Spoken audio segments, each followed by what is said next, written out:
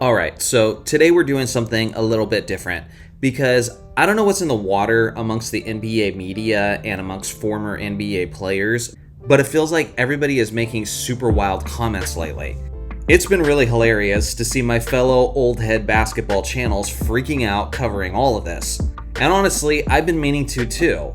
Tracy McGrady's been making crazy comments, Gilbert Arenas said some crazy stuff, LeBron said some stuff, Dwayne Wade said some stuff, and so on.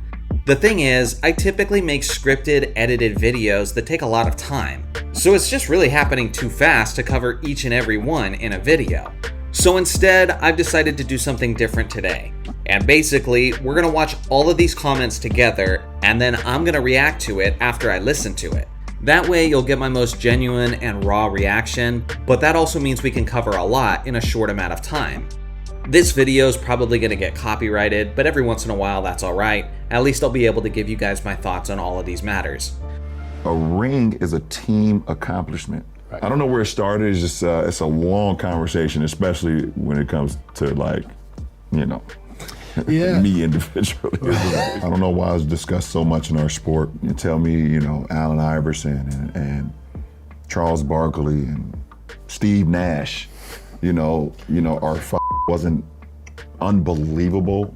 Like, oh, they can't be talked about or discussed with these guys just because this guy won one ring or won two rings or won, like, it's just weird to me. It's like saying Peyton Manning can't be in the same room with Brady or Mahomes because he only has one ring. Barry Bonds never won a World Series, and you can't sit here and tell me that he's not the greatest baseball player to ever touch a bat. Alright, so we just listened to LeBron's thoughts, and let me start this off by saying that I don't completely disagree with him, but I also don't completely agree with him. Yes, rings are not the be-all, end-all, because at the end of the day, like he said, it is a team accomplishment, and how each individual player performs really matters. For example, Jerry West was 1-8 in the NBA Finals, but he was called Mr. Clutch for a reason, and the reason is because when the playoffs came around, he individually did his job. He was almost always performing his best when it mattered the most. The problem is that the Celtics were just so stacked overall that he could average 37 points over the course of a finals series and be named the finals MVP while losing that series, just because championships are not a one-man job. So I get it, there's nuance to this. But I don't get the vibe that that's what LeBron is saying. He makes it sound like rings shouldn't be a part of the equation at all. And that to me is wild and flat out ridiculous. First off, it's also a contradiction to what LeBron has said in the past. Because remember, he called himself the GOAT specifically because he won the championship in 2016 over the Golden State Warriors. So unless he's changed his mind since then, he's contradicting his own stance in this instance. Listen, at the beginning of the year, before the opening tip has even happened, everybody is focused on winning an NBA championship. The players, the coaches, the executives, the fans. That's what everyone wants. That's the goal that everyone is pushing for. So to act like this should have no value in how we grade players is flat out ridiculous. Because yes, it is a team accomplishment. But since we're looking at LeBron, let's use LeBron as an example. In the 2011 NBA Finals, LeBron would have won the championship over the Dallas Mavericks if he didn't average 17 points per game over that series. This is the biggest reason why I personally see Michael Jordan as the greatest player of all time. It's not just because he was 6-0 in the NBA Finals, it was because of how he performed in those 6 finals appearances. He was almost breaking records every single time he made it to the finals. Yes, it is a team accomplishment, but how you, as the leader, as the superstar, perform when it matters the most can determine whether or not your team wins a championship. So to act like that shouldn't be a part of the equation is just asinine. It's not the end-all be-all. It's not the only thing we look at. Because again, if you look at some of my all-time rankings, I do have certain players who have less rings over players who have more rings. Because again, it's about that nuance. But let's not try to deem it worthless in this conversation. Get him, Gil. You're free, I'm here. What he's saying is actually correct. Like, when did ring culture become a thing, right? When you talk about a team award, something that a structure needs to win, does not boost you in front of individual accomplishments.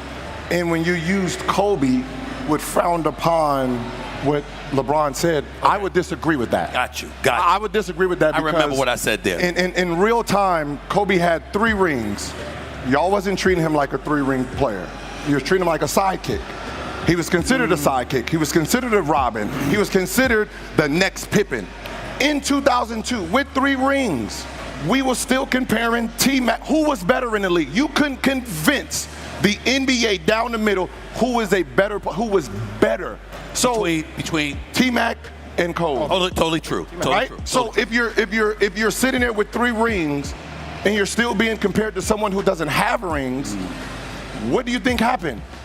I need individual accomplishments. Can you please get rid of Shaq? Right? Because if it was about rings, there was no reason for the fallout with him and Shaq. The fallout was about you only respect the driver of the car. No one respects the passenger of rings. Right? There's no one says it, but the one who's leading the one who's leading the team, that's the gold member right there. That ring counts. The second option ring, that's silver when no one respects it. Okay, all right. I gotta stop Gilbert Arenas because these are just some horrible takes. First of all, we gotta reject his stupid premise. Saying nobody respects or appreciates the second guy in command is just ridiculous. So was the leader of the team literally the only guy who receives any credit for winning championships? Absolutely not. The second best guy up gets a ton of credit for what he did winning a championship. Who was number 1 for the Showtime Lakers? Probably Magic the majority of the time.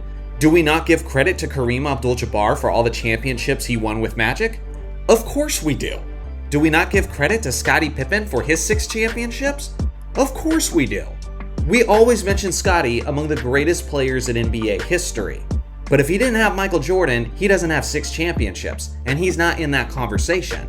But because Scottie was a big help in winning those rings, he's still in that conversation. We give him his respect.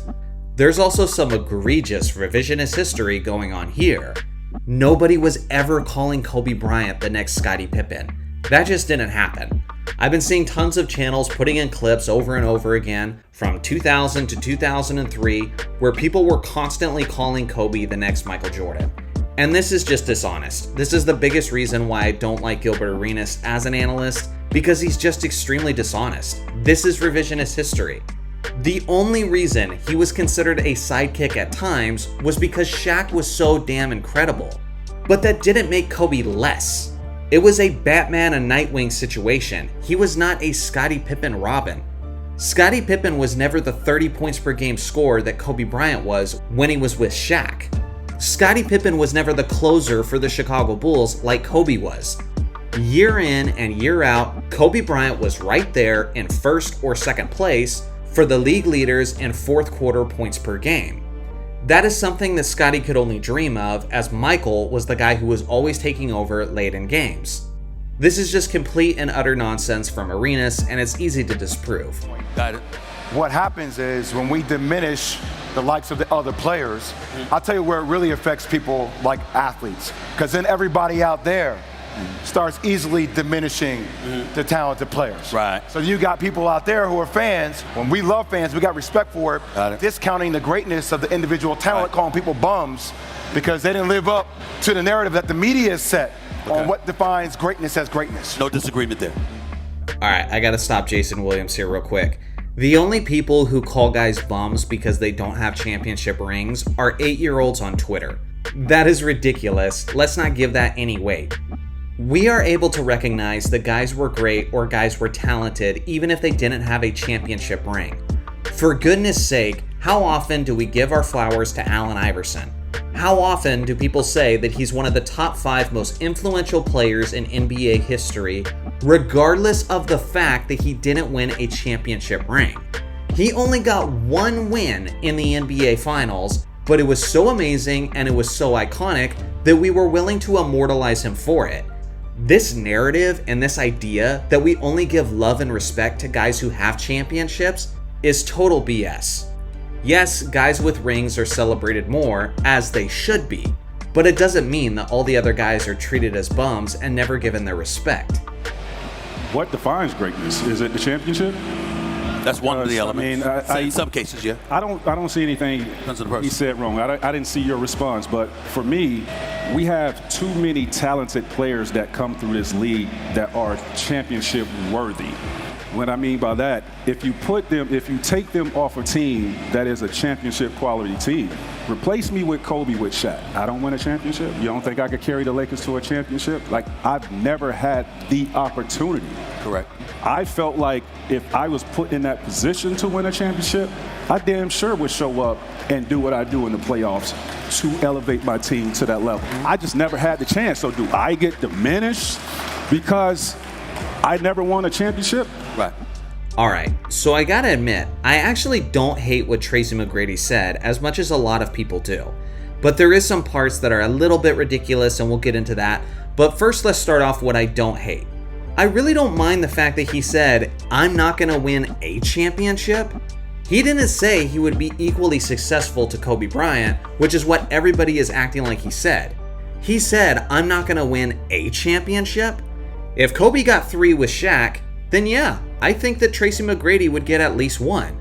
Specifically, in the 2000 to 2001 season, where the Lakers went 15-1 in the NBA playoffs. And I get it, Kobe Bryant was incredible throughout those playoffs. The point I'm making is that Shaq was so dominant, there was an array of incredible shooters on that supporting cast, that I do think the combination of Tracy and Shaq in 2001 would have won 1 championship. And to then get on Tracy and ridicule him and say that he wouldn't have won 3, to me seems silly because that's not what he said. So why should I make an argument against it? The only thing I had a problem with is that Tracy said he never had an opportunity. And I do recognize that overall, Kobe Bryant had a better supporting cast than Tracy McGrady did throughout his career. But there's reasons that McGrady didn't have many opportunities. For example, you had Vince Carter in his prime. We had a good thing, you stupid son of a bitch. You just had to be the man. You had to go to Orlando. You had to make more money. You had the setup to be a year in and year out contender in the Eastern Conference, the weaker conference at the time. You could have been going to the finals year after year, as Vinsanity and TMac would have been one of the greatest duos we've ever seen. But you left that because you had to be the man. He didn't have a tremendous amount of support in Orlando, but again, he chose to sign there. And him speaking so confidently about winning a championship is pretty rich coming from a player who couldn't make it out of the first round for like 7 straight seasons. I get you don't have the most talented supporting cast, but you can't make it out of the first round 1 time? I still remember that interview with Stephen A. Smith way long ago, when he was on the verge of yet another Game 7. You don't consider yourself an underdog this year, do you? I don't consider myself an underdog, not at all. So if you don't if I don't make it out of the first round this year, it'll be a disappointment on my part. When you say on your part, what do you mean by that? Meaning, I feel that this is my team. How far we go is riding on my shoulders. It's on me. If we don't get out of the first round, it's on me. Wait a minute. If we don't get out of the first round this year, it's on me. Now, he's making it seem like it's on everybody but him. And then, when you were on the Houston Rockets, and you were playing alongside of Ron Artest and Yao Ming and Shane Battier and a whole bunch of guys that were capable of winning, you were getting injured year in and year out. And that's unfortunate, and that sucks. But being healthy when it all matters is part of winning a championship. Nobody else should be taking the blame for that. So I love TMac, and I do wish he would have had more talent around him throughout the vast majority of his career. But some of these comments are just flat out wild and are completely neglecting his own responsibilities. The last thing I want to say about this panel is that it's really hilarious that they're having a conversation about ring culture with 3 guys who never won a championship ring. What the hell do you think they're gonna say? Of course they're justifying not having a ring and saying that they should still be in that conversation because they're coping. That's what happens when you're a guy who wanted to win but couldn't win. That's how it works. It's like asking a bunch of high school dropouts about the value of having a college education. What do you think they're gonna say?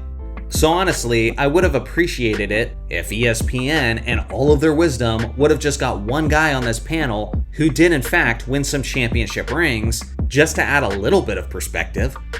Alright, so now I'm towards the end of the video and I'm seeing that this reaction and all my thoughts is getting quite long.